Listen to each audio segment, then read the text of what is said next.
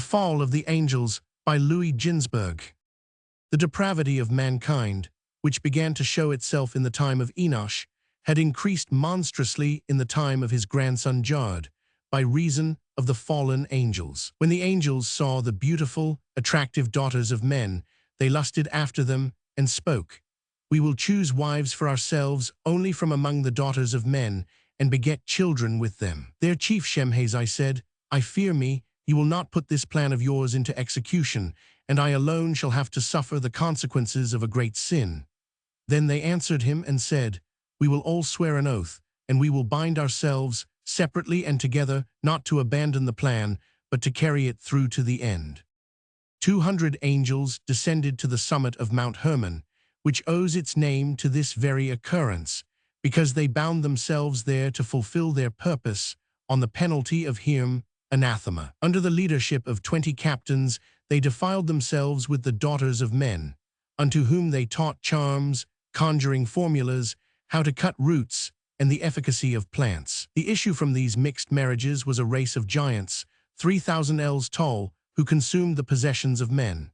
When all had vanished, and they could obtain nothing more from them, the giants turned against men and devoured many of them, and the remnant of men began to trespass against the birds, beasts, reptiles, and fishes, eating their flesh and drinking their blood.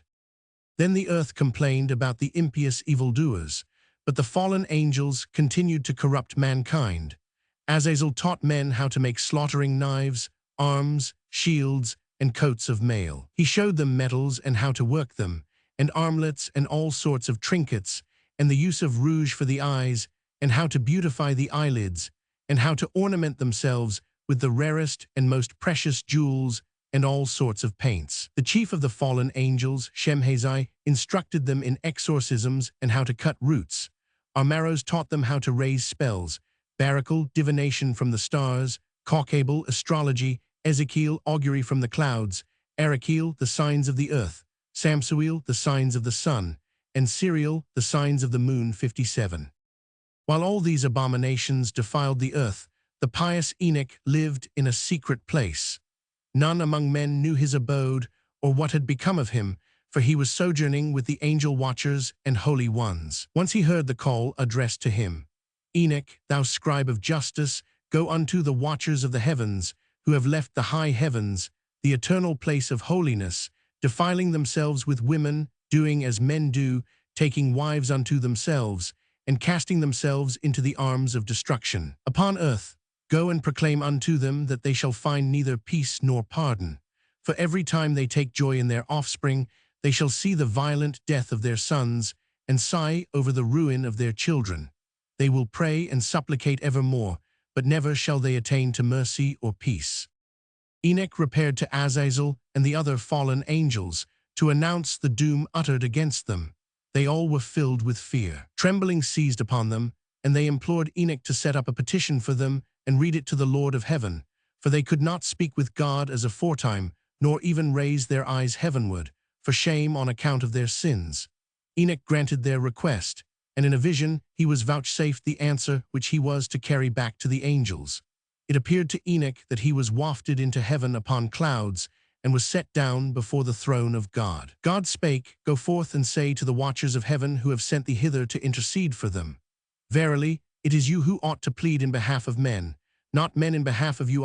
Why did ye forsake the high, holy, and eternal heavens, to pollute yourselves with the daughters of men, taking wives unto yourselves, doing like the races of the earth, and begetting giant sons? Giants begotten by flesh and spirits will be called evil spirits on earth, and on the earth will be their dwelling place.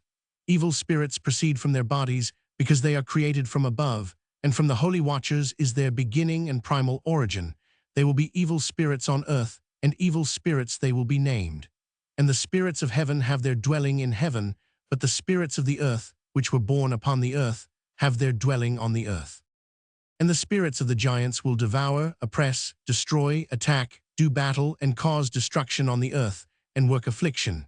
They will take no kind of food, nor will they thirst, and they will be invisible. And these spirits will rise up against the children of men and against the women, because they have proceeded from them. Since the days of murder and destruction and the death of the giants, when the spirits went forth from the soul of their flesh, in order to destroy without incurring judgment. Thus will they destroy until the day when the great consummation of the great world be consummated. And now as to the watchers who have sent thee to intercede for them, who had been aforetime in heaven, say to them, You have been in heaven, and though the hidden things had not yet been revealed to you, you know worthless mysteries, and in the hardness of your hearts you have recounted these to the women, and through these mysteries women and men work much evil on earth. Say to them, therefore, You have no peace. 58.